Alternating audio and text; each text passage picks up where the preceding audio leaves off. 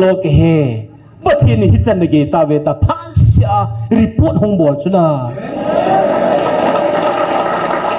สถานเกมันฮอยน์กูปรุลาเกมันฮอยน์กูปราจงกุมทีตะปูเวติสุลาพังเจาเกมันติฮอนจงครอสกิดุนนุยดุงเกวังกัจจิกปจลายนกัจจิยังทีตะปูเวติสุลากะเลียงกะมูมังดิตายติสุลาไม่ใช่แค่นี่พี่เสวังอิบุดูนี่นะเสสุลามวยกีโซสิกันมันเลยติสุลาอโมปะเทียนนี่กิโดบิวเตปะเทียนนี่อาหารวาเลนักการดิวเงินให้บุเวติโซฮาเลลูยาฮาเลลูยาฮาเลลูยาไมโครโฟนดีปาตของกิโลวินนะมัสปีนินพัดพาดำนภายปิวประเทศกันทางวามัสานีลำกายหออินตุนีพาโลเดงอันเซวัตซุนอีพิธีกิกวนดิตามกับปอลเฮเซียงินหอยจีกันเสียหอยจอยกันเสียดิตามกะเฮตะปอยนะประเทศนี้ลุงเซียนนาวฮัลโหลปีนี้ฮัลโหลปีเบะเสเซียงินอามุนาอมดันหอหินในเก็บปานหออิปูกิหออภัสเสียนพโนท่านี้จันนารี15หมากิเลกะฮีอินตูกาลาฮีมาร์ชลังอาจุงนิงกติเลกะยะจะจัดตูกาลาจงฮีกิฟุลจีนาประเทศพันหอฮีจานฮีขัดวินีอาจนกองทุนเงินกองทุนนาฮีก็กิสิที่ไม่ส่งก็กิสิอย่างฮิโลก็กิเกียร์หลอกกองทุนนาฮีอีพิธิดานากุลเลยกูอย่างฮิโลวะกันที่ตาอาวีเวลากองทุนจากติกัลุงาฮีอีพิธิเสียดหำนะกุยกูอย่างกิเบสเซลลูตาให้ก็จะหงจะที่ไม่ส่งอาทิมีฮะจอมพัดสตรักเกิลกับฮีเห็นนะอาฮิเล่จะฮีทุ่งหลงกิทุ่งตาถนนตาหงกิหงฮิจ่ายไว้หงลุนเตียงเห็นกะกุมเลยเห็นนะอิลุงเกลาให้จัดโจมมาให้อิปิติดานาเกฮิจะลาจีจิงก็หิมตีปาให้กันเกลเตียงไอหลนลำโจมกันเกลการอมจีนอาฮิเล่จะกันเกลดอกกะเต้าจิงไลกันเกลดอกสิพิหำจะอาฮิเล่ประเทศหิงจิงประเทศบันวานอโลปีนเห็นดาลานะอีโฮบิลดิ้งทัศยาหงนะอังเลนทกนาทุมเวนีเวอหงนะจงอมาเห็นนะเกฮิลีเวตบังกหงตาเอ็นตั้มกกิสาธิมิตาโซอหิวางปะทีนินบันวานอโลปีนเจ้าเสียเห็นดาลาฮิจิไลเอสคุมุนโนมมุนเลสิจงามุนนุมฮิจัลลามิจิงมิขังตุฮิจัลลามุนทิงฮิจัลลามุนนุมฮิจัลลาคอมเปาลินฮิจัลลาฮิสไลติจิเจนาหงเฮงไงตัวไอเล่อีโหดิงมองไอตีปาสกันเกียเนี่ยจนปฏินิทางว่าเวเนปฏินินทูอพงจีนอาทุพูนีเสียพงสอนดิ่งหินหัวโจ้เสียงฮีเงินสิวอาตาสันโลหะอเดมฮอนอเดมดิ่งหินอาตาสันอิตาสันเอาสิที่สันยายสีดิวฮีหัวเสียเสียฮีโปยอบอลฮีตาสันมาสอนจงอันนี้บอลเปวฮีฮิจาสูจานฮียังจนจิลังหันกระตูนมปนอาคิงสิลลังดัลตัวหงกิโลกิจีพาดมังหดตูน่าเห็นตีอาจจะกิเสียเลเซียนไอเล่นูที่หัวนูให้ลอยนูเนี่ยหัวลอยล้านสะอาดสุขตูที่กินตาลุนะกิมลาต้องให้ดอกดิ้งจุลไลเทโลเอ็นจูดอกจีน่ะมาร์สลังอาจูทุกปุ่นมาสังจุน full of burden กะหินนะไอปียังเลปทีนินอินโฮลิมปีตาเวเนลอิจาทำการสุนวะสุดจิงกีนินฮิเจจุนิปีฮิจงเลตุนเอสีดิฮอฮีทุหิงไอ ตูนโซทูไอ zinga thaya availability ki chai di thu hiloi he ji thu iti ki seida iti ki saada dham ti hiya chu ka ki phelam thim no zo si chu kan dal ha ki na min phaden pile tai khong ding ki na na sim pan o jesu tu hing chu na zan la chun lai sa pet wa chun kalung thima hung kilang khat chu pi tam la a thing long ka hetapon van san mi li tui lu na chu ti na sa chu ni ta la ani lu hiu ta na e hung gul han ti la ani ki sa la khat chu hin van mi li ka hin le dam na ti chu hi chi mi li ki ti hi tu chunga jong isi do nom ki na win na tu pun hi phat sia au mi su pi te ho ni sia tu pun pathinin aw e za sa wi ni na i pi pya tu pun mam tia hele tu pun hi satan ho hong ki men ji ta na 2023 December 5 fa ko na chu golang robot chung hai hi thakau bu ho ki phung ta lo dinga thu ni ki pi ai tai hi chi jawa pan hin thu pun za chom chup hongin hong zo sen pathin leng gam le pathin ta na hoi a si i ho hin thakau thu pun wa chu inga la nau za chu bum nan hi zong every day ni si a na ni si a hi pathin ni cha thakau bu ki men ho hin pathin leng gam tha na ai lo ai i taw nau tha nau si jing chu na hi chuwa ko na jong hi pathin thil pun thu pun ho hi communication ikila ji de hi na kala khale ni chu city chom chuma ko ne dang cha ta hongin gen thinen ha sa le pil experience tam pi on sin chela wa choi la saloi athwa sei loi chuting lu thupun amma he thi dan amma phat chum pi dana pastor te hole chela speaker hon jong amma pathina pi mu chi a het hin se yang chu pathin thupun hola khat hi ki agai pathinin athagau na a thu hong pun na mong jang omin hichikal wala chu government in epincism ti ho jong hi pathin tu pun ho la chu one of them khat hi chu how the world respond na I holding ja hi pathin chalai hung pa ja hi wanu hi internally to a ke do lu lai chu taking sizing na sizing chi chu at ko hung chi ting le at ko mo su hi lo hi city kha chu lin ta mun khana chu building sang ta tong ki sa ting le anoi lang hi readjusted apo zo lo ting le khat be yung ke ngam phak ki jia he ting le chon at ko chu ji chu he jo bangai chrai thu pun ja hi the word is being adjusted time to time he cha ken vanui sen ipi thu so han lang hi zong le ke school mo lo ka ti pa me le ka ti nep na chu pathilila in phun pi pau hi asula sat sai su ke hi chalai ta san thi lo wang chun lungkim na chom ani zuwin I ho jong ilungkim dio henai a hel wa ngaw with a course puma su lungkim hi ho hi kim kana kon they are confused na boarding pen helwa confusion na om phana ju boy oi I ho wang Bolin all home chum ka poetis we are come here with a reason with a cause azium ibolo ke he but hin hichan ge ta ve ta phasya report hong bol chula satan ke men hoin kupula ke men hoin kupra jong kum thi ta po ve ti chula thangcha ke men ti hon jong cross ki dunna nui dung ke wang ka chi ka po chalai no ka chiang thi ta po ve ti sula kaleng ka mu mang di tai ti sula nei jai te ni pi se wang ibudu ni na se sula moi ki so si kan man le ti sula amo pathian ni ki do pi te pathian hi a hat va le na ka na di ngan hi bu ve ti so angai ho ku ai a sa dan tu lang hin hong viral gam tapun amo jong aching jam ham ai lo le pathin hin we have more than enough evidences pathin hin evidence apo is more than enough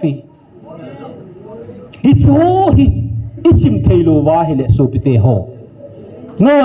hijikala pathinin thilkidang izar ahin boarding ai ta sanoham sometimes we want to go back abul langyong chu in ngai na kanum chu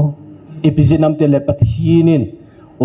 mu theiding ka thil tam pia hung ho pi lai chu chilai chu ni kyom han lang hela epp do adi de tam hula ko na chui lai ti kong wa mang ham tyo ki dong le he nu tampi tu na sanga hi ki sei do de na evidence de ni ko ma ka sele no banga research ko kilowa no ba thu ki helowa ilung mo to ti le na kalung hung za tan tan ji kom sunga ko prulang teong ki met ko bola thu ka do de ko prudang nu ya tau jing ke ka hen ipi tia ka tau de chana ha na ha lam tiaw ka hen no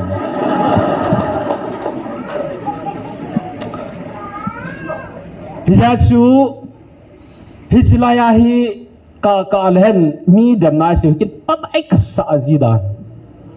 ahela iho ipal su chu za chum chu erection chu za chum hin na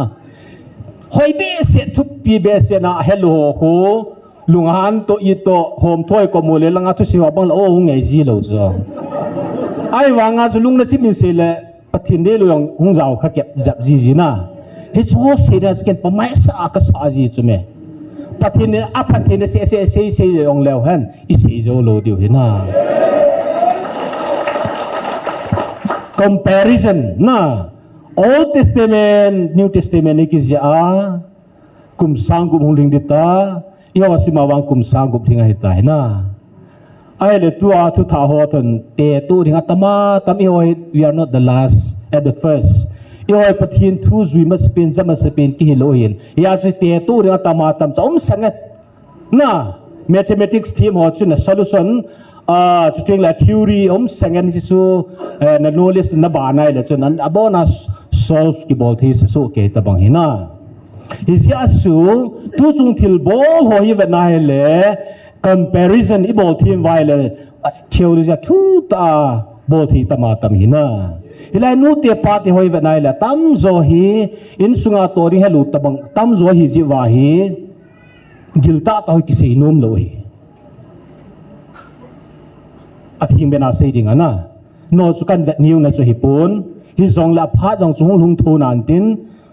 akyum sunga yong chu mai le niaw niaw chu hung ki sei di ai chu audience pa hi I ho se ki lo ai tai na ta san jong sata ni jong na ong ki man do la chu se bo na nge he so kyo he how big our faith I ta san wi ti ham ti sata no na he I ho di he lo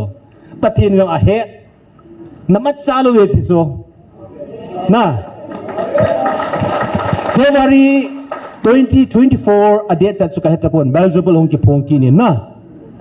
yesu December golang rubat chunga ki phon ta lo ding phana chu in different form Belzebul ha pathin in thuan pun sa kita so I observe something na cha kon observe bol chu pham ti le Belzebul ki ti he came from na Dead Sea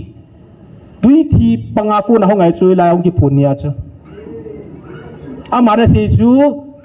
EV mi masapen EV hem da su ke di so EV hem ha masapen chi ho ko maung ki phung so herwa hizya chu April jo ham okay April jo hi na hizya chu pathinin I ho ko ma an bol ki ti alo pi dan su lo pi be se na mi tam pina ta san thelo hi na pathin ki ti hi alo pi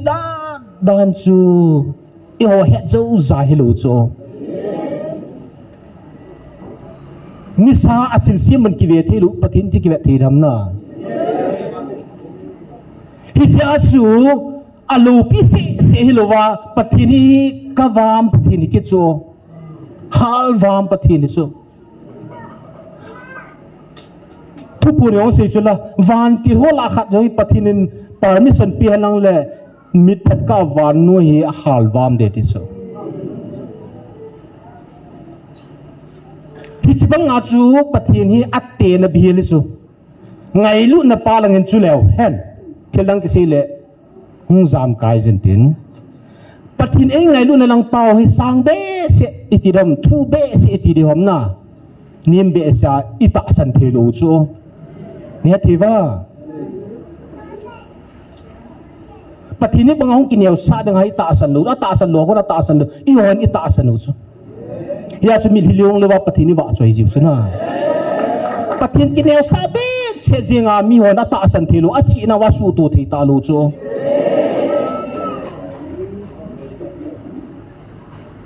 ปะทินนี่ God is too goodอีหอดัดพระเดชเสียนะตาสันเทโลลขอมาให้พาให้จุ่มยาจะตาสันโลให้ใจบุยอโมเหลุงสิตาเห็นตูนายอโมได้ตาวด้วยอิมูดาด้วยเหรอวะอโมหินหาตันดิเฟนส์กับโบลเวอิจัดนโมจุลหูจะไปหินเตียภาษาปังหูจะไปละจีจีตีจุกยังให้ทีมโลจนน่ะอีลาววินตูจุงาอีลาวจนพิเศษอัตตาสันหัวดาเท่านำตุยตัวบังเอิญจุละอีหัวดิ่งอะไรเท่านำตุยตัวบังเอิญจูอัตตาสันหัวดาหูจะไปหิจุยหอยอีเปียกับบอลจีจามาตีน่ะตัวนางว่าแบบดิวตัสจิสอากิฮีนี่อัตตาสันหัวดิ่งอาจูปะกายติลนงดิไตมูกิติสุลากะลุงเกลาฮีนิสังขัดเบกิตาวเละกติสังขัดองกิใจพัลกะหอมโทกิจยา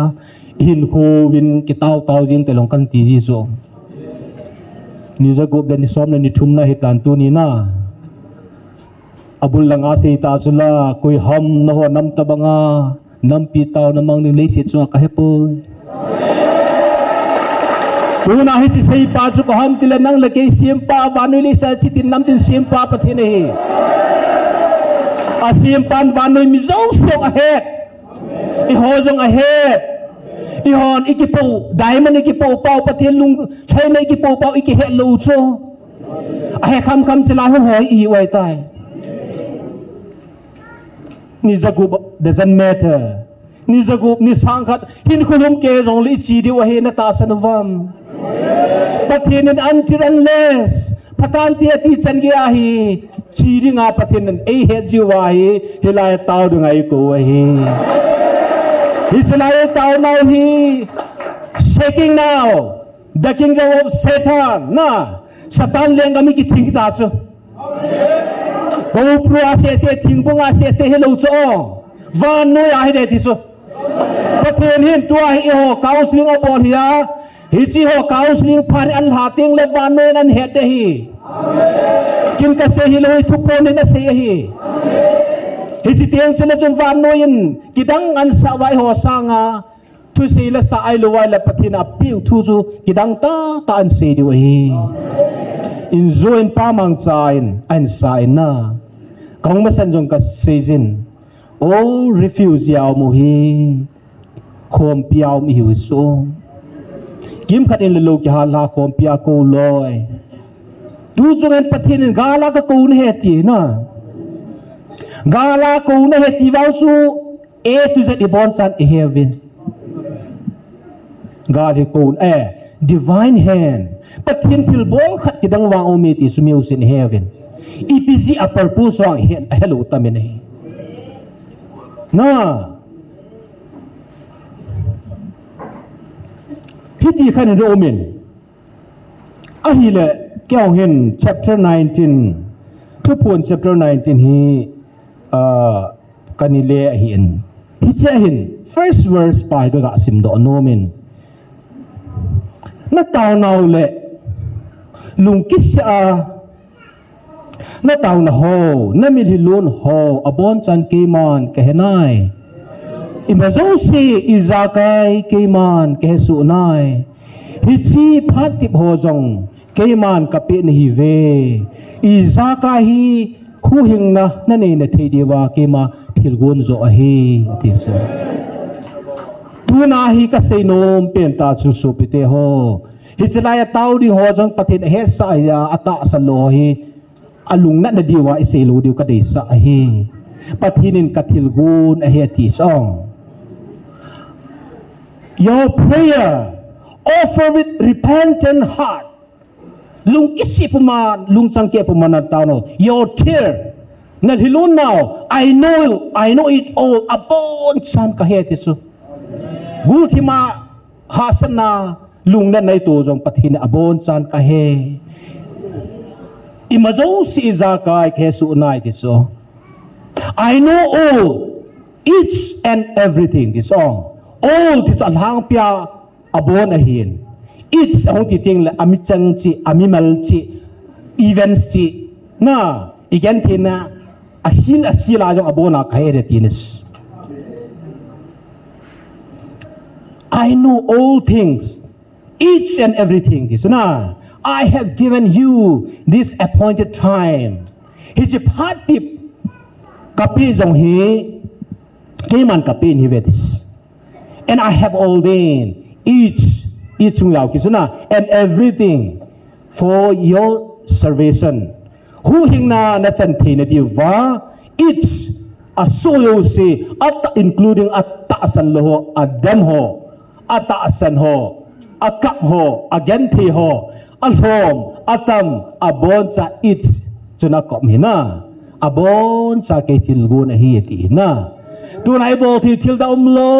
comprehensible thi lo ta sanani tai tau ji du si hot ibol thi piano hi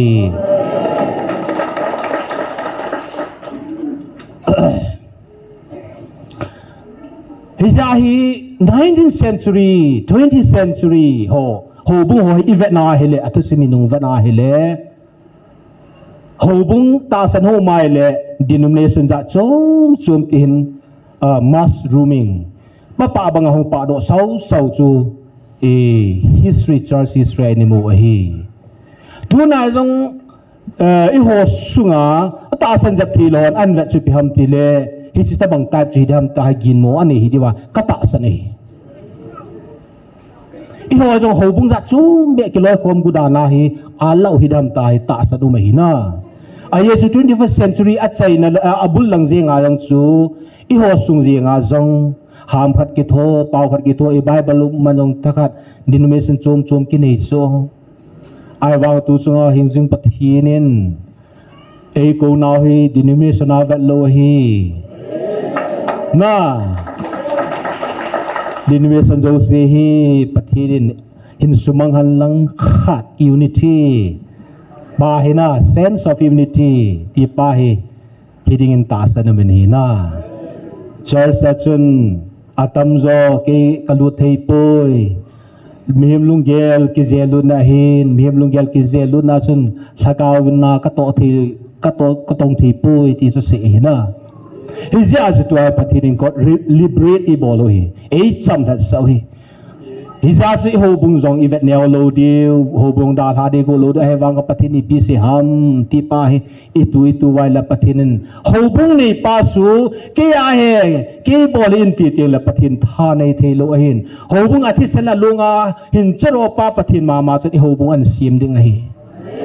hizting la chu ho bung di ta hui de hi pathina abui pi pen hi koidin mesan ho bung hi pun na ta sa ita sa na krista chen na nang ma changwal nen sungam changwal pa chu pathina abui pi pen hi a hi hizia ju tu chunga bang hi doctrine langa thu yong ki sei lo i ma chat vision thu ki sei lo prophet thu ki sei lo i ma cha ki sei lo pathin phat na bo ki sei hi na pathin hi trinity ti thu chu thu pon neo an sein dr hekinin article khat benazi lai tamatia kon men zap lo hiu hin na study hal khat ha bol zap nga hin trinity jong hi isei bong chun thil kidang ta hin na ke jing jong na nasta ka kha ho di so ye chu trinity ni ki sima chu koi jong le trinity ta san lo su chalo din trinity hegu ho mang tha alungel mang de he ti cha impossible to understand the fullness explanation of trinity tai scholar tampin se trinity ki ti khe khan thelo ni tio hin na ai wang tu so ga bai la mai sun wa no ya khat hi na pa hi i ho community a ko na hong dot God train us God has given us the theology pathin ho ko mai ko hin we can easily explain to the whole world God is one God the Father God the Son God the Holy Spirit pathin pa khanga na to pathin pa khanga na to athil bol pathin mama chapa khanga anato athil bol pathin mama thagau thinga na to hi abona ko equal kibang hi helai ta chu hilai chu hoita thu ne simai le nama athare ti chu philosophy hoilu ta ki jeblu nin het chin mom loi ahin le tu na het diu chu koi chun ki het chin zo lo hin ahi wanga pathin chapa jisu le sina hunga chu I ho gela chu pathin achung langa ma chapa hunga ki gel chu na hilha pathin thiang la chapa thiang la pathinum nai ta in lung mung ji ai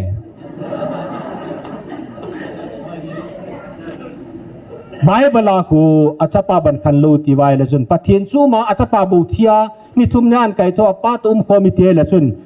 achapa thiang li lung mung sia lai chu God himself na pathin ama ma chung cho ama hu chi ti lo pi tam na khulanga koi ma sam lo cho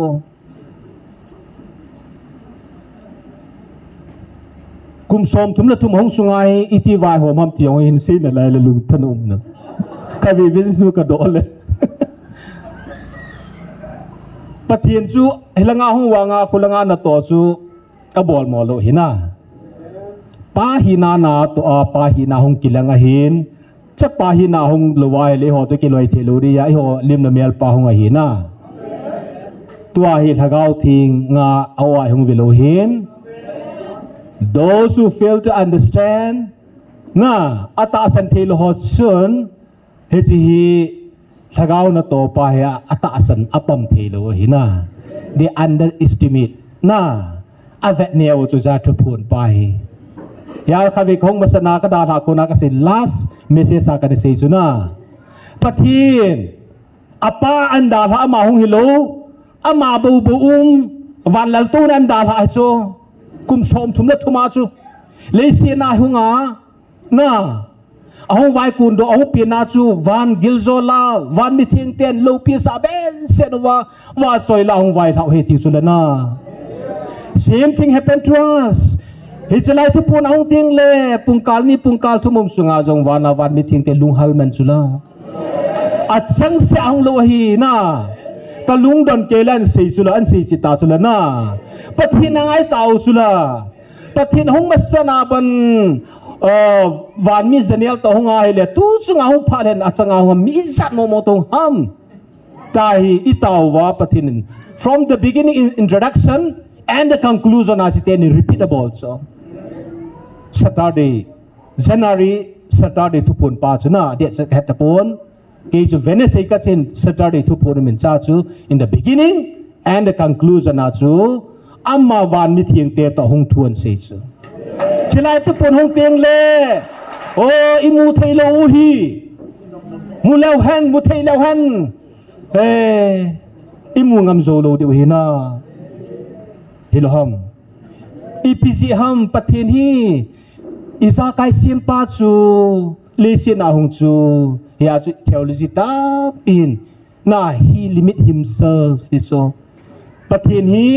athil sim hung ki su hi chu isana pathin e gel ko ingai lu nu ta hung ki su se sa ki sai lu wa gan thi thu la thu chung nung pen ha sa pen hung thu kin hi su apin namun jang ha sa pen na ganti tu rang ha sa pen kho sa hung chu apa chu ma changa ki pe le le chu lumun jap amma mo hung su me no spirit at all he himself is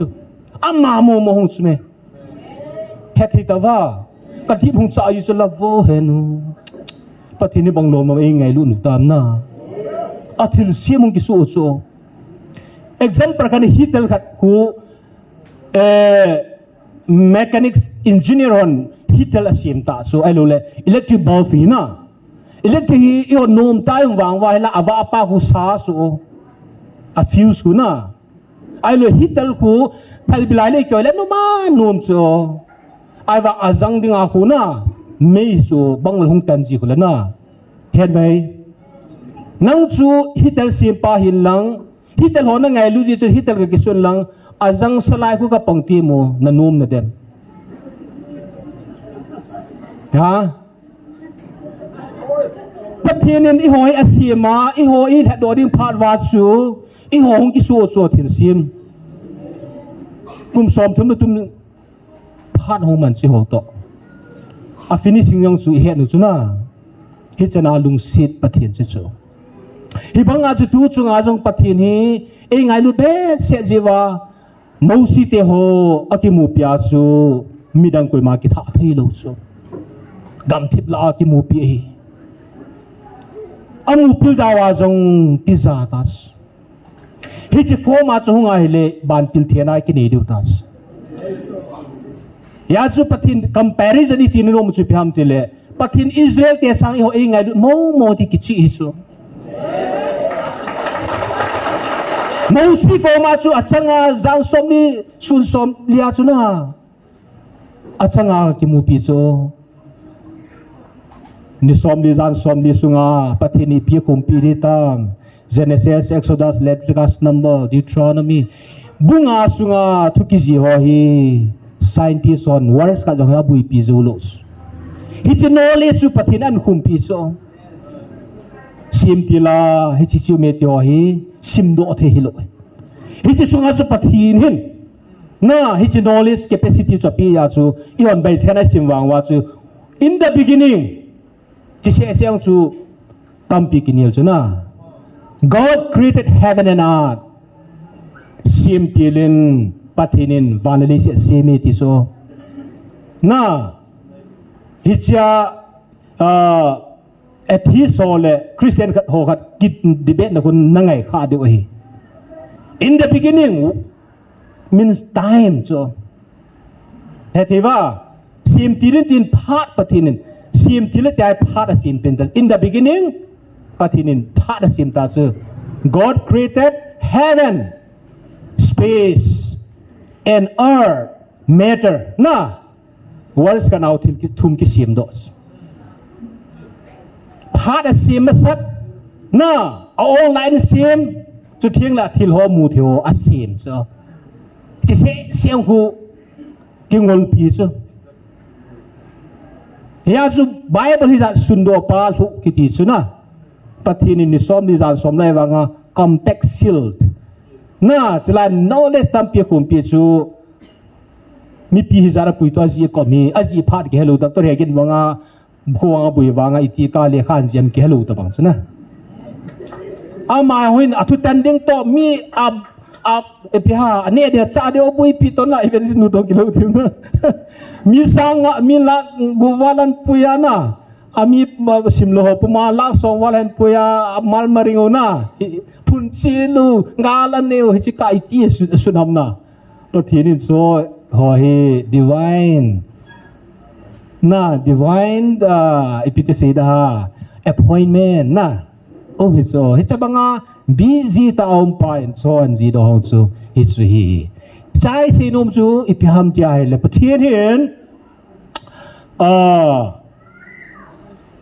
Mausi cha changa mulanga ki mu pi chu na Mausi ne kyan chu len nom mun thing hetia a o a ke upia iti ke upi tam na a ki ji sun choi le pathian a ho pi ti sai tai I ho wang chu na kan sei chula kan sei ji na I ho wang chu pathianin mi khat se lo chu even nu se lo pu pia se koi ho se lo ilaya ni tupunya za hui za thiuta na asanga sim chula sanga sangup at that time is out chula hilwa he chong to not only that it is se chula online van nuya uma aitia lisit ke sai chan ya tadinga ki ve kit na lai accessible ken jong where I am kom na ko na helanga thil su as long as network เตนะ cover สุงซีซีจู access กะบ่เทกะเวทีตาสนะยาจะปฏินี่โอฮีนิงานีปุงฮิซาละกะฮุงเดฮีนิลีฮิซานี่ละปุงกิโกงวินตินเฮโซกูนเฮซเมกูนะฮิโลวาลีปิรานิลีนี่ทุมมะสังอางเซดี Can we blame that since I'm settled in New York US somewhere na na gam la ta sin kahong man poi ti ni lo he in 5 days ni nga sungai hung lu the he hung hung zo lo ni pi si dam na ke foreign na kum khu gam da ti pati ni nga sungai hun la le si jo koi lo he a kho sa lo he na ya su be prepared ki go ngovin ni hiza ni le pu hiza le ikimu to diu nang mo na thugu ka sei pi din he ve ti so tu nai ki pana ding pen tau la ke ki pana pen chu pi ham cha hele pathini lungmo nei pe pa kidang ka sa chu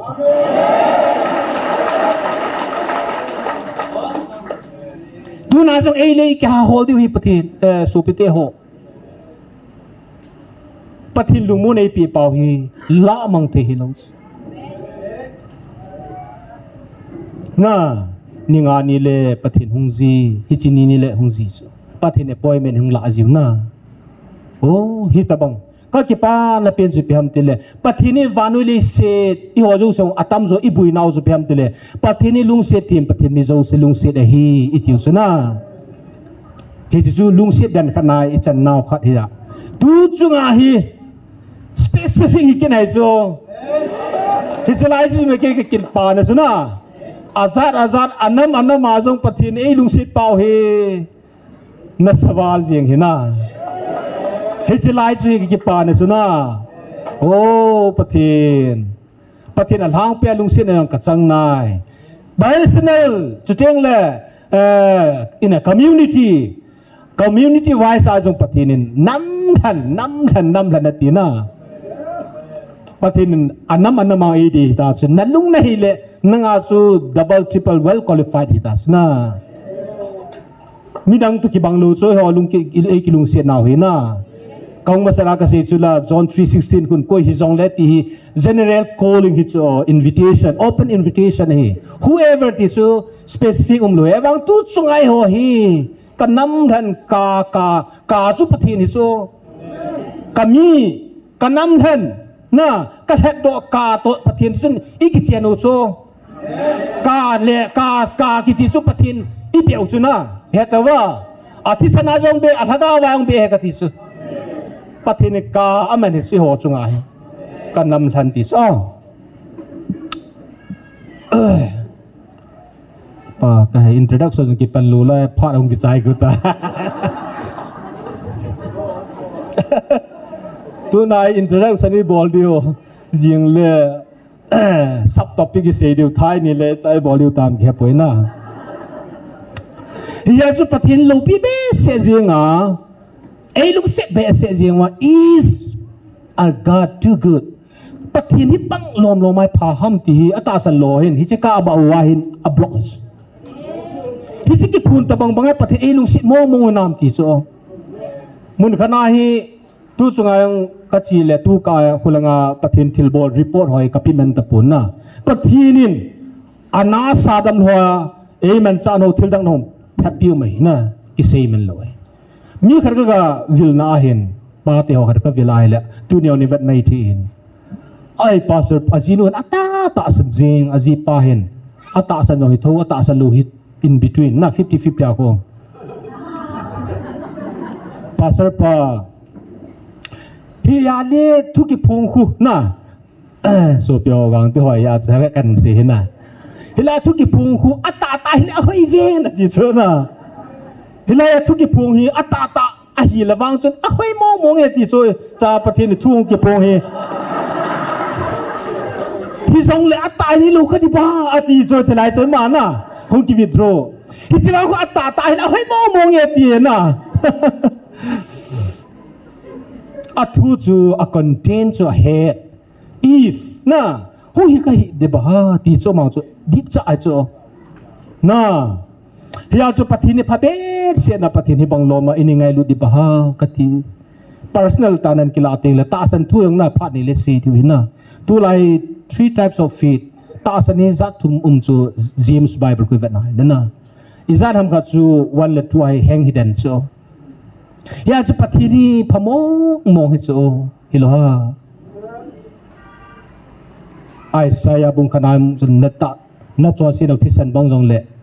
chu tu pu te na hung win bu bang ma ka ban sa de ti so Old Testament asu chon si su dam na dinga chu kel ngui ki that so kel ngui chu nul na bel hi po wala nang chon si din le ne ju le ngai dam na chan jing na ta san wa ai le Jesus Christ long chu New Testament na ama hung thi ta chu nang chon si li le ne ju na bui pi lo wa athi pa chu blameless sinless chu ama thi san za la chu ata sa di ho zo si pathin sa hi we chon set bui pi ta lo bui pi ka ti pa chu chon set to ki khan lo ding chu hi wa hin daily sin pa chu in ki bui pi ding ai wanga tuna pathin ei ko na hi chon set hong khal hal ven ti ta lo chu kamau hong do ta win na chon sin ei shut cha ga yu chu mi tam pi ka pa pastor ki counseling ki bola hong pin tha ting le kham na thian ke bol so be se ya chu athakau su charwang ata sa o dan tam so pathini lhaga hu hing ji wanga ta sa hi spirit pi lo so spirit part pi thelen la tu na mi choel bai ho bo na spirit part amu diu tas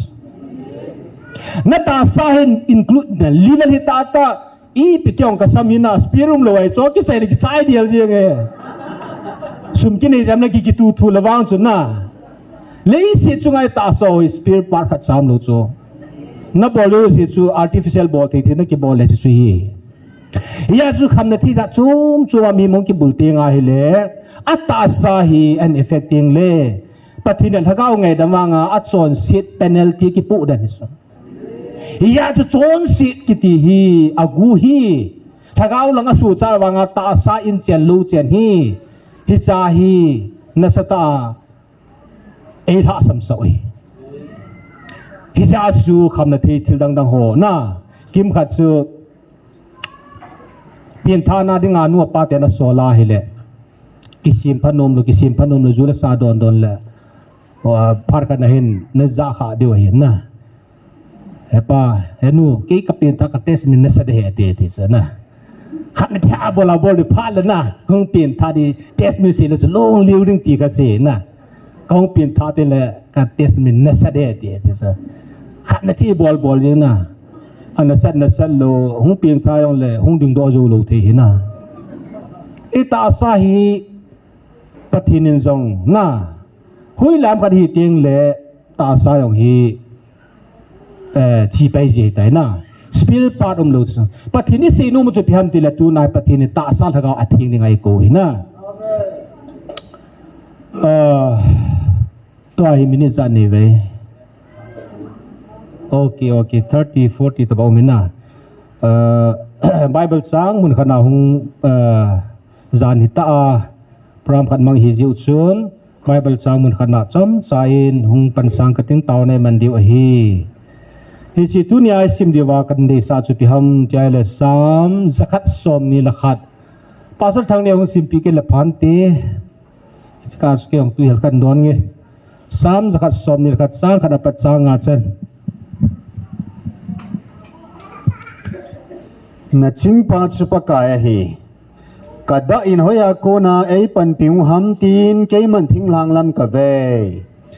van le se simpa pakaya kona ei pan pi hung a hi je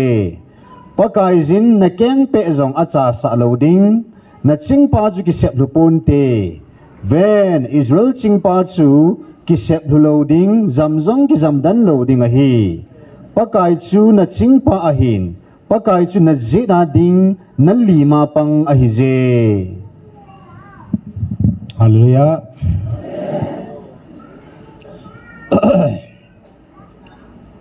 Davidin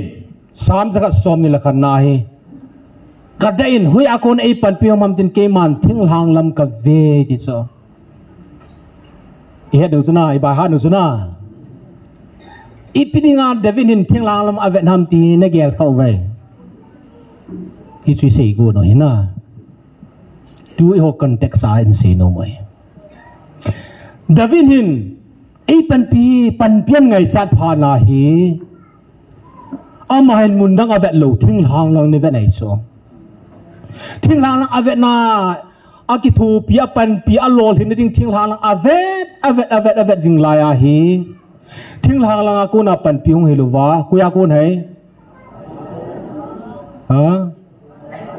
van le se sim pakaya kun he ti so ipizal thing lang lang avet ham ti khat nan ve lew han David na dinga thing lang lang hi amma adinga a school kain hi so tu lai paun ke sei le athim zil namun hi so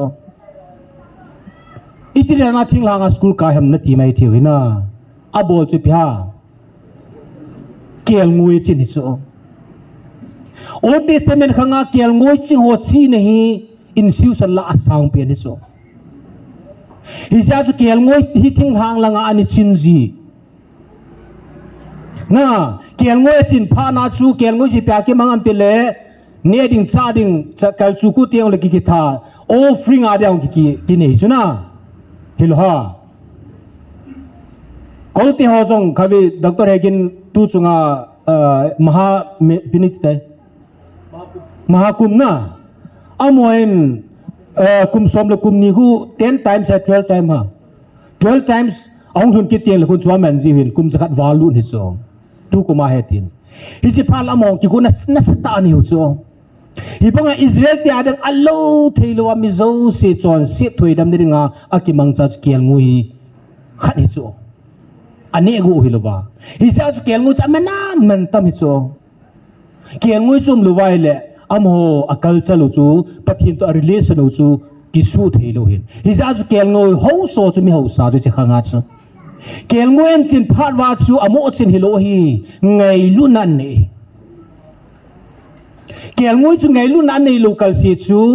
thala a kel ngoi chi ho New Testament la hon Matthew la sei ve ta thala kel ngoi chin la ama ching jong ama ching yong la ngai lu na puma ching ho ki hi di sa de David ngai lu na pum pya kel ngoi ni chin hi angai lu luwai le chu akel ngui hoi blameless hi talo di chu gen cha gam sam kan akhut pol jong le offering a ki tu thei talo hi a hin chi hing mai thi hi ama aman jong le ama mang a hi na hi ja chu hoi ding thau ding khang ding gen chan asu pol lo ding ai lu le ko la hia akhun hap keng ham na ai phem ka chu ki tet chep hi lo ding tin he chu hi cho zo sin bol na dinga cho mai ngai lu na nei khat na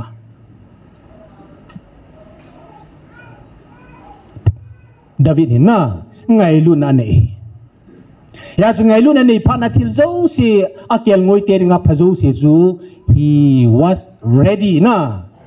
hi chi aphat na ding chan zo si su ding ai ma good saw ma hi a bul chu phem ngai lu nei na ani na chin ve ki lo hen kor sila aumin na sam som ni la tum kun o pakai kel ngoi chinai chingpa na hi ti so hi chu nang lekin se na meaningful lo de ama kel ngoi ching sa hi za chu a kel ngoi te ringa a hin ko jong ai lu la pha jong a pi za chu o henu ka pakai pa hi kel ngoi bangai chingpa he bo hi o ti so hetiva hi ja chu akel ngoi te ringa hin khopi phana chu kel ngoi te chu kol sila chin ding ai lo en phalai la ya puya amo hin permanent place ani lo chu en phanalai la chiwa gam hella jong hi the gi chan la jong hi the tui ve na dung jong a hol pi ding agi ni ding jong hol pi ding chu ma to khat a hi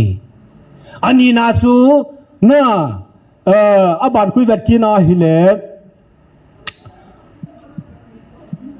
akel ngui ho hi gen chate hoen pha de hung go ji so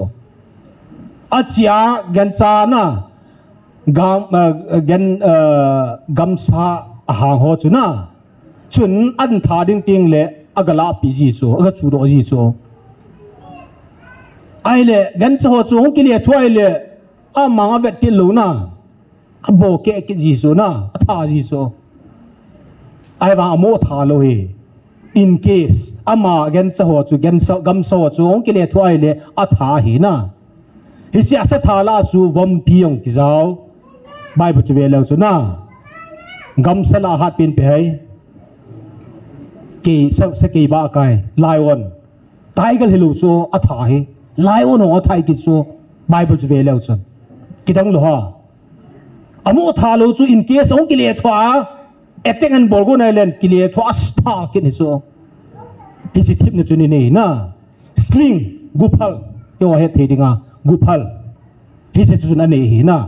sung se training na sung a sung se ti na e hon gupal jo ti a sung se na amo khanga de nga chu yo gupal man ta banga man hi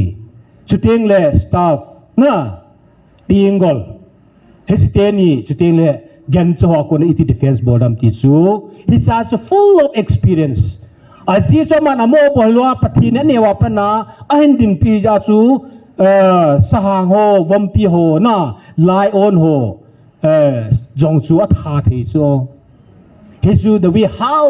God train him and with experience he chima sanga ding jing pa chu pathi ne he's trained in such a way that one day he will become a king na leng ni ka lungoi ding a hin a leng hi na chu kel ngoi banga mi te lung a heading not only that he just say chi lo na an ke confront pi di ho chu seki ba kai ta bang leng gam tam pi jo confront de ti so hi cha chu pathin trainable chu me yan so so mo tha thai lo hi na palestine te jong koimba sa dingam te lo wa na en ne thei tu don them te lo goliat hom ki tom po le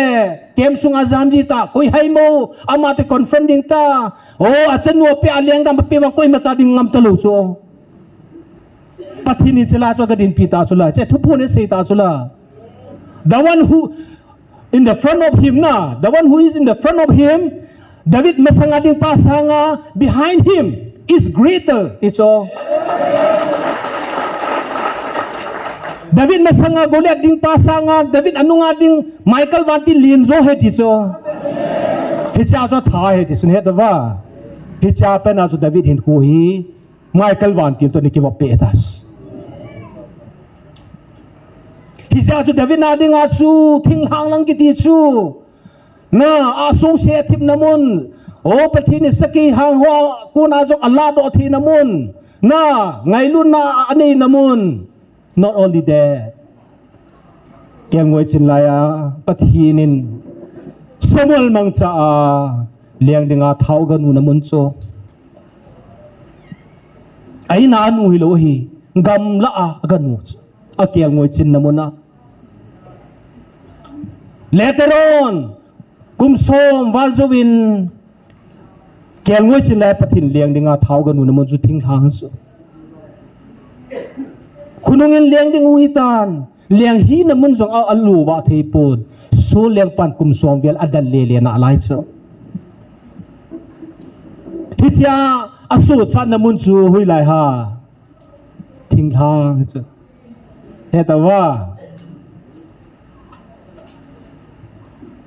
hichi thing thang ai sol ho sipai ho sanga anyewa pana kol sila chompa anewa kona gan cha hang hola ladoa thau nuwa chan namun zanjong le lawa noya tumginga sai namun pathen to ke ho namun thing lang chu far better than na elo wale amma sang chu expert his also kum somwal andal wanga chu so le alone ze hello he hizya chu David na dinga hi thinglang lang hi amana man tam jing chu ain ko thau nuwa chan na jong hu hinga chan na jong thip na hong hi na jong pathin ta kheu na jong hi ai cho hizya chu pathin David jong hin panpi ka chan na ding hoi la hi de ba ha atia he agel do ma sat pe chu thinglang lang hi ai chu na di tam ya chu pathian ta kholim na lang hi ya chu thinglang lang ha vet na โอ้อีปันปีหุยาหงได้โมตาทิ้งหลังhiอเวดจิงาฮิเลอาเกียลสางาลูปีโซขัดนุไมโซทิ้งหางลังงากูนากิปันปีนองฮิโลวินทิ้งหางลังซีมปาโซฉะนั้นปันปีดูจุงอาจงฮิโอกาลตุลินตาเวปฏินาปันปีงายตาเวอีเวนโอโซฮิลังฮิดิบาโอปิฮาหากามาคาบดิงที่หออีกินจะเต้าจะหูหิงจันนดีหอจุนะไม่จังไม่ปุ่มอาฮิโลวาฮิเล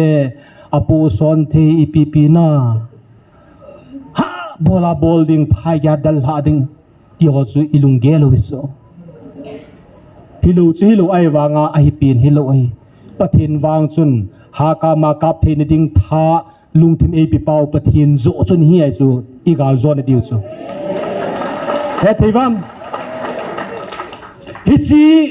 กาลโจทีนลุงทิมกาลกะกับทีนลุงทิมอีปีเปาโจจุนกาลโจนเอปีดิวฮีอีฮอนมันจะตั้มปีนี่วากูนากาลอิโจดิวฮิโลฮี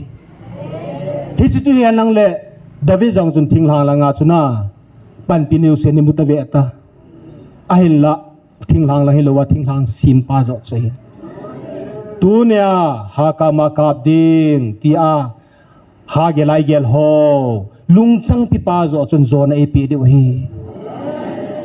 ที่มันจะเอาจุมังปูติที่ฮิโลวฮีอาฮิลละฮิตโซอาจจะกิสุนดิวฮิกิโลวฮี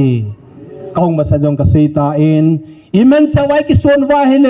อีกิสุนคิลดิวฮีมันจะกิสุนนั่นฮิโลวฮีกิหินสุนนั่นโจฮีกัตี There is a great difference between kisun neding le kisun neding kiti hina. Kisunan na iting le it replaces God patin and replace that so without God patin mi al may chang hoy ta ka ne tim hizal ka chiu le ti khat hung do ai ai la patin so de hilo ai hi chi lung chang ai pi pa gal sunga jong patin hoi lang la ko na ai pan piu tam ki kalung dong mo mong jing ai Oh, ilalu phai sunga tu hun counseling ke bole mi gu thim thimin pathina ke ngai hotai lohon apunaw vin chate tampin silong donga insan alawin tilai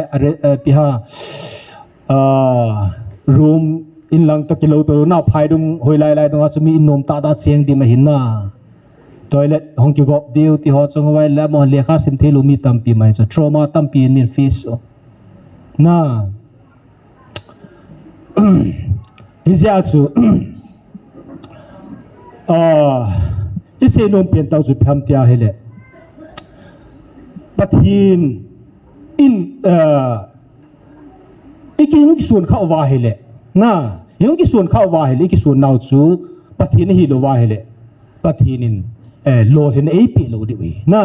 hizatsu ki sun thina lungchang ap pau pathin zo chu ibel dio na choi comment sa de tina hija chu ichi hodinga comparative study bol ha bol nga hina hija chu david jong chu goliath thatinga chia chu amma thimna skill pa hi adang ho hin avet vai le khuchima sanga goliath thane ding thu hi mong poi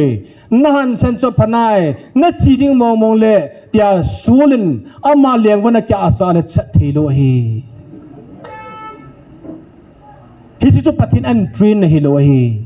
Duna jong patin ni ka phana diu igal zone ni ap pau hi ipiam ti identify di bolonga he supite ho.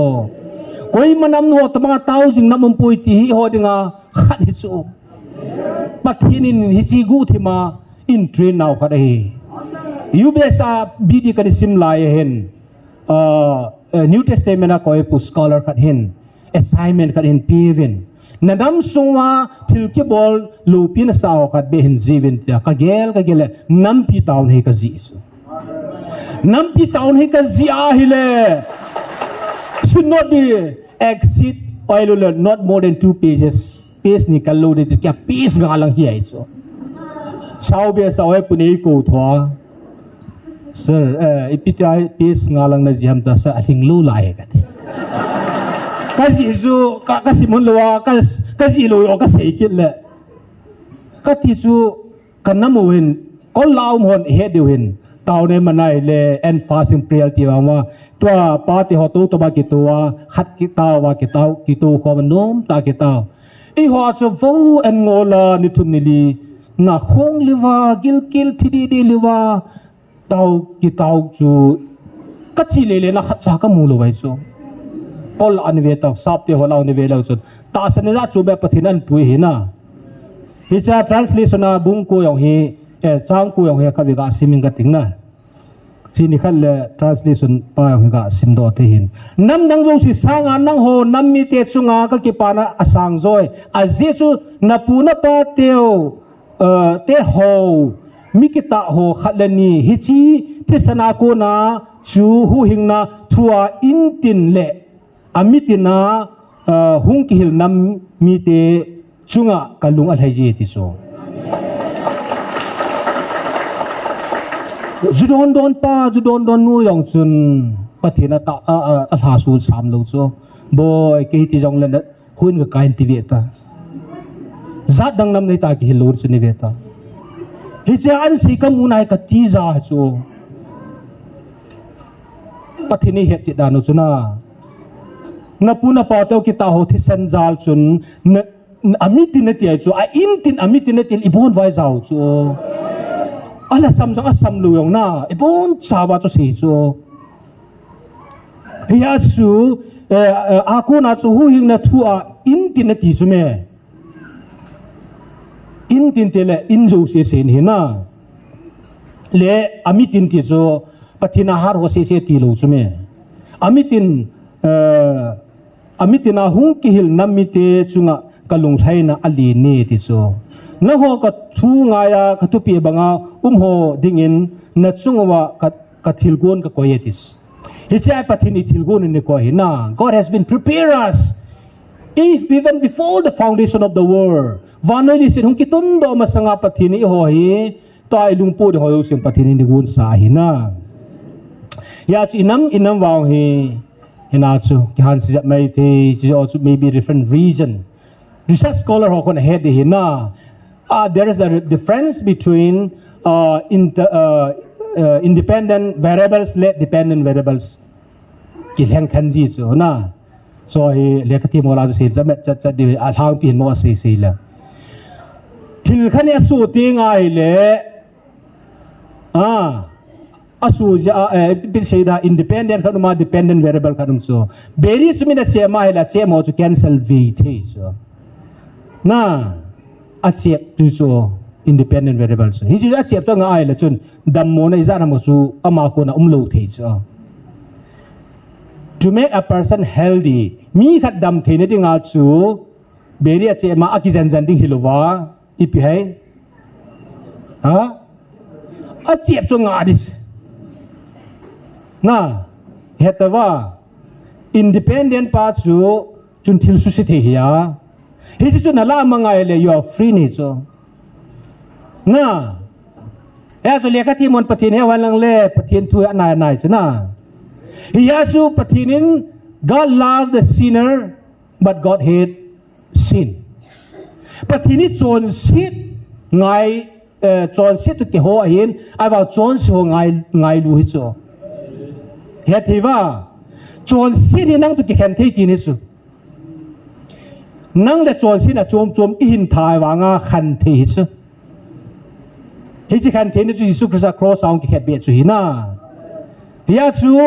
มุนขนาดนาลานั่นกิจุข้าจะปะจังขัดจันุจังขัดที่จงละจุนนำเทียทานงไงเลยนั่นนู่นน่ะป้าจุจะปะจังขัดจะปายังไงลุเป็นที่อาจูก็มันนั่นลุปินตินนั่นเนี่ยปินกิสิลนักกว่าฮิเวต้าเฮ้ย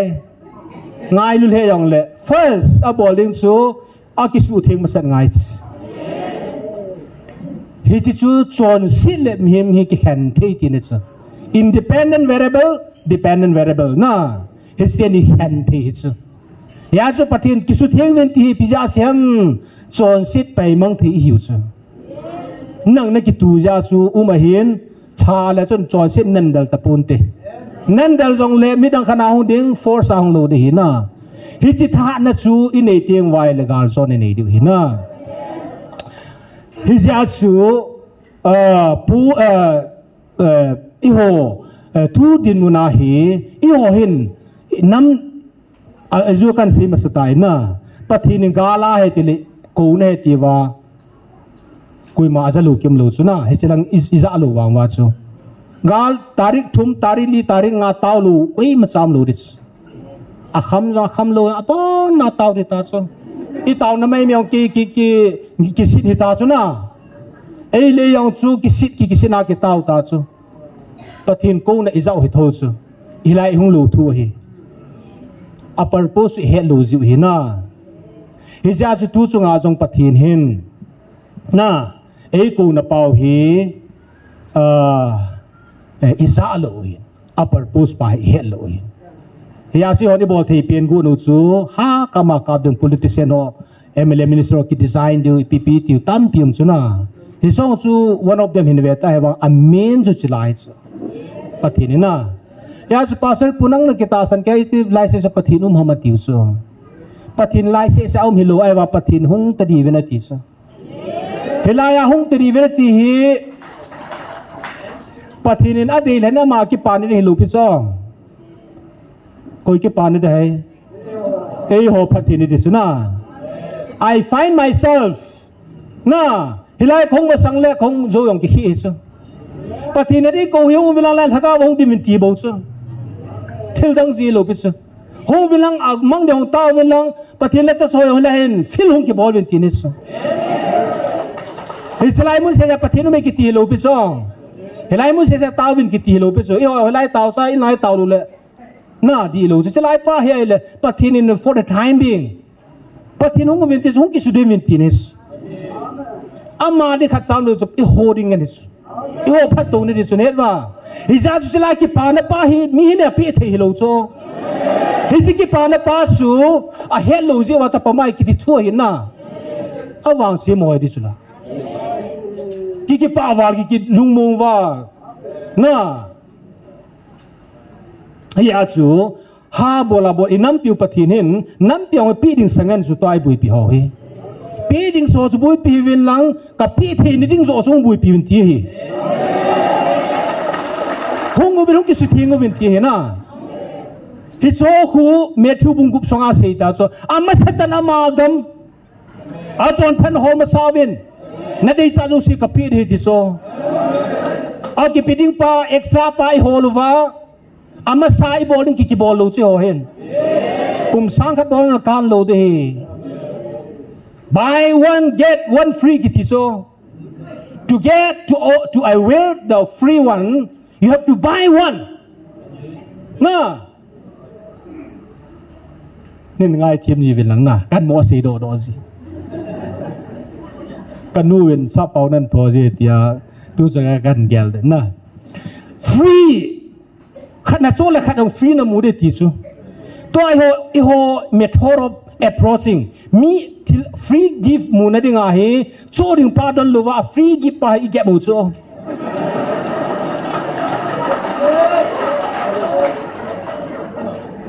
ฮิซิอาชูปะทีนินขัดจุนโจดินจะเอดิวตีเห็นอาฟรีจะคัมพานีเตียนเอพีดิวเห็นนะฮิยาชูเมียทิวกู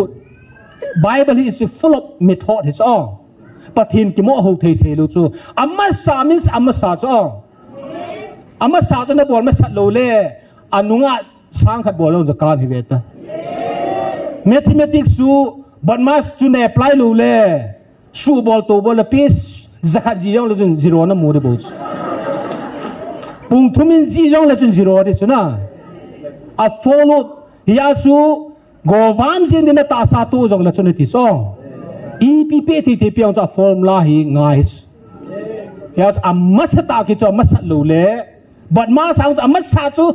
multiplication and addition นั่นมัสซาลูเล่นั่นดีตลูจุนะเปสิจะจียองจะการเลยฮิตบังอามัสซาคิดจะมัสง่ายส์ฮิอาจูฟรีมูนดิ่งอาจูขัดจุดโชง่ายส์ขัดจุดนั้นโจติงเลยอดังสิตัวปฏินินเลสินปฏินบูตาวิงเอติโซอามัสซาขัดง่ายส์ดูจุงอ่ะฮิลังไงของโอเวนก็ลอยปามามังหัวเอาไม่โมหัวมะมก็เตะก็ลอยปามามังน่ะขอเมตาสกันเกียร์ด้วยมา hen ke hilanga hong go ai la hong do thailo heo zire tai gari kan pui de tian ki gong lu ta banga van ho yang ta ska azan na khong yu na khong lon amma ja khong lon the na agari hi le mu khong ge akan tol hon tai le abana lampi halin de tia kan da la han na lampi ju fall in to from silong apana hi chi khan to ne hung di ta che gam sung wa thupun se hello s hello khan to ne wanu ya hung di ta chu hi chi pha nom tang da tang khan to na hung gut pha na pathini khet lo wa le den ja lai ta chu isa teo inau teo itilian dham na iti ho sat dham ki chu pathin a train go na so esen highway chi pe di ta je gamon ho di ta chu na hi cho hu wanoi pathin hen blessing and boarding ten le hi walk and send the blessing through governance pathin aman hunga lai e seong se di lo ong sum hong se di lo government trong so ke dis na ke tong thil ki bol zo se pathin in Psalm 24 ke ya hetis an he le te ngai le na khu bang gam hung nom dinga isa te hoi ta pathina ki tulu lo le akaba ba thi ma salo ya ong pang dius lo lai za chom choma in dan sang ta tan sa hung lung mong lo the hi na he su pathina he his ya ju achai na lang hung lu no ten tu chunga pathin hen igel paung chu igel di thoi ha bola bowling cho hinai a hin la pathin hi cho puma with that hi cho puma bol diu chu pathinai ki tulu diu chu pathin e ko na hina ya chu han san the na thanup the na nam ngai lu the na e piu hi iman cha diu ama wa hi chi e pi thi pau za la chu i lo thin diu ti isu me lo diu hina hilai am lo chon gam dang chu hilai ka chu an click le ki diu ta huna aja chum man se diu so chi chu hi lo hi na hi chi e pi thi pau tu nai ho tma nam ngai lum lo so su pe te ho ke gam dang a kum ya na nam ngai lu dan nu chai wang angai lu ji ithip lo so ya chu tu na inam ngai lu na go lango hi va nai le pa chat mong hi nam se pe ho na hi chi ngai lu thinil han san thina e pi pau pathin amma to chodi ki to wa hele hang santa ka ma ngai li ka wa in ka do di hunas I want first should be always first amma sading ki ti su pathin oi za di hina ya chun David banga i choi pathin an man sa ting le kal i zo di suna tarik thum tarik li ni dunga lai dunga din mai me wa pathinin an lu sa lu pisula khanve ni ve ging cho mo re za vi giam ka hi tamai thi chula na hi za chu pathin hi chwa indin i choi ho indin pi oi na ya chu ikipau ven la khat sa hitin pathin wa chui hutin pathinin na pathinin April la Belzebul hong ki phun sa thu phun o chuna alas tinga silen pathini thangwa na divin na pau hi van pau he tie cha joy ki zido ngamlo chu pau abui te hi wa chu ki silent na lai cha the time will surely come na ta san ha satim chai wa nga chi pi hong ki lingai i pau wan pau hi a tu chunga van la sa khom tau chen het wei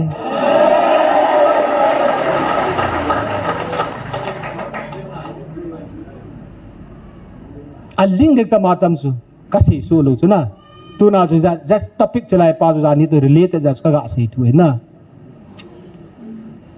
van pau he ti so ya chu ipiringa ilau si pitai chuwan mun na hichila to wan mi thing te to na wa choi kho with ilau na le thi vai ipija pathin Israel te sanga e ngai lu nu ha kel ngoi chi hoyo chi wa choi nu chi pilo chu they are not qualified to praise God with the angels wana wan mi thing te to wa choi khom dinga chu ki phalo chu maybe apa uju iwa pa luam ka hello ai lula apa ling lom ka hepon tu pori ki chi sana se chuna they were not given tiso na amo chu kengui chi hong chu wa choi ding a ki pi poi tiso i ho ai ki pi ucho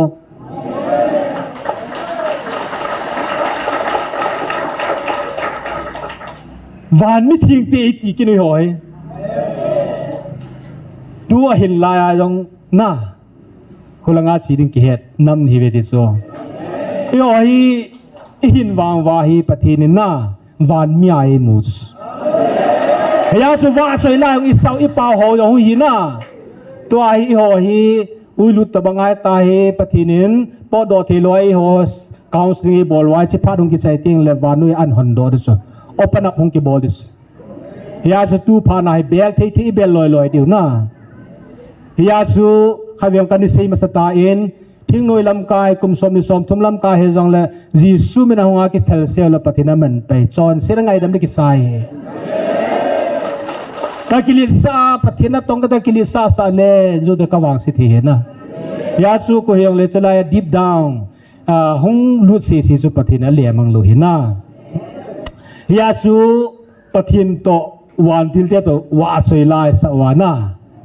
hi chan ge chu pathini piu ta chna ata san lo hoda ka vet le ta san ding chu ha dan chu oi mo thi hi lo hi na sabi se na pathin phabe se na alo pin na bangau halang li len mang ke riu ta chu na sa pau ko pawa hebrew pawa aramic pawa hu sei lekha chan het ta lu diu chula hilaya dat thena ki tom jong hilowa hu i tai mo wang wa chu hilo hi jinglang ting le god pathin chu communicable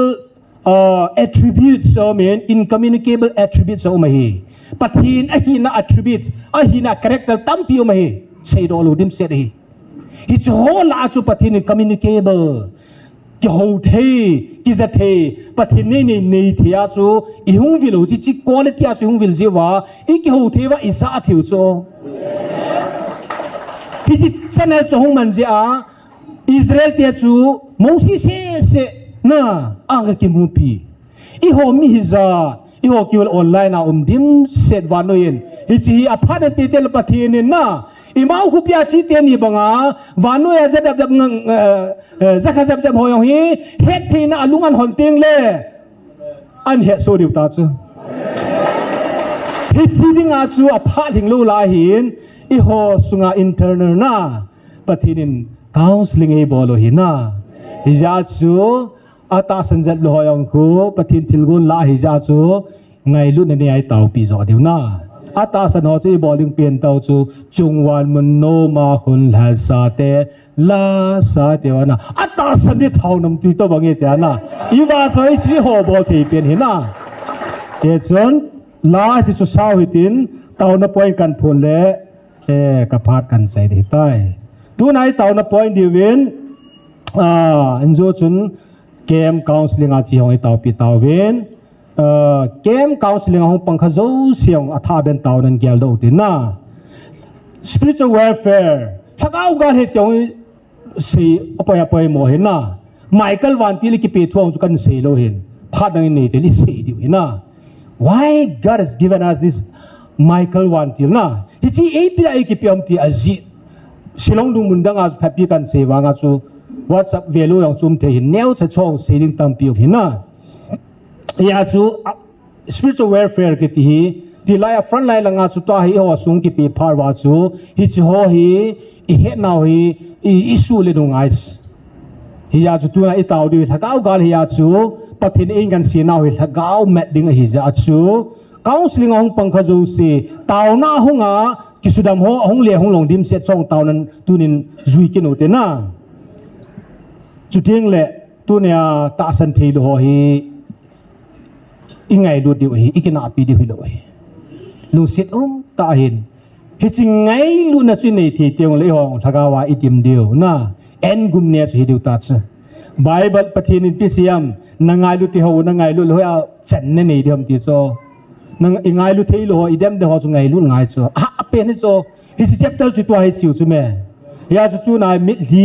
jinglang teng thai ni lang teng le mi hi thui se diu hin na pha da ki mo hai le hi cha chi hon e pe thei pen tau chu mi li ho chung hi hin na hi chu thil chom in chin tin i tau pi diu chu ata san lo ho zong tau piu tin chu teng le chala ya ke ma pang ho hin thagau bu ki men ho ahung nu hung lo ho zong na za nyang chu ka kyo tu pe la pas Dr. Hagin thu se penang chu mi ki men hi so hi chong chu het kilo Judaism he ti tamang kaza in na Jisu mena i tau pi re ti anu phawa tau pi wa hung dam hi so akida ne so yong hi na Jisu na ta sana ka tau pi le na ka tau na ta sana he lu ka tau pi re ta la kyang ka to hi na ka ta san tai ti phawa chon tau pi le hung dam ai so tu na counseling na ko wa hong hai hong lom ka he poi na ya chu akidang dang hung a hen ya chu pathin in na i ho hi ito pipito ite ka hom thil tam pim cho na thu pun lete su ve leo chu na hilo hai evangelist ni chu ko he sabi Peter panmun an pi so amani na hon hon ti ho chu ge lai le thil lu pi chu naไอ้ช่องเซลูจังเอาจ้ะนะโกลังระบาดลงจ้ะนะอิลิซาทีมกาวโฮเอ็นนักโฮนะปะทีนินอดามาอากิปุยโฮตออันเตกานาไลจ้ะนะอายาเฮปูพีเอสอินเซจาวินเลียงดาวิดตอเตกาจ้ะละนะตะลุงทีมคอยขปาติจ้ะ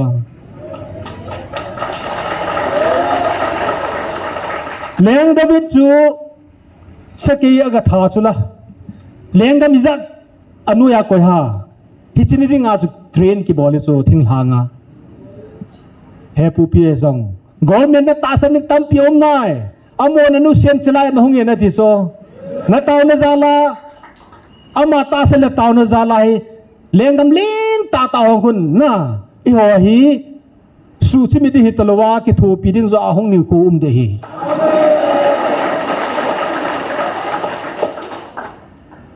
อาโมทุมาจุกิสาเฮโลปิโซมีปีหอยวันเสกิจนะอิติเสียเอเลอีเนติเฮบัดเฮโลวา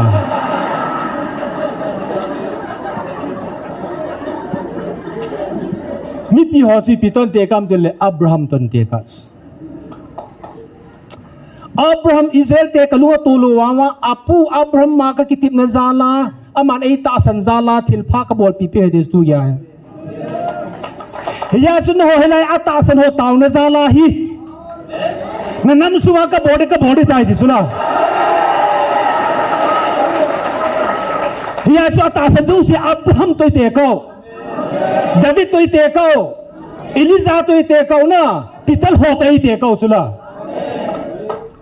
hi chi pathin chi ho pathin hi na ibon chanding ote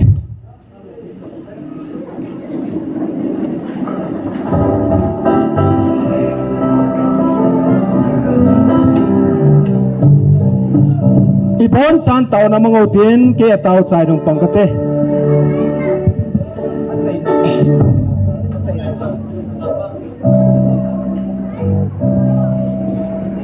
kikan na dyan huy di tayo na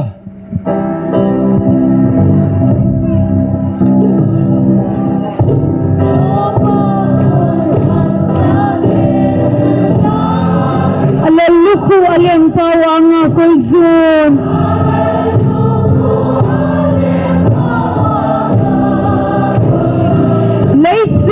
lung dan lung sin na ahel tave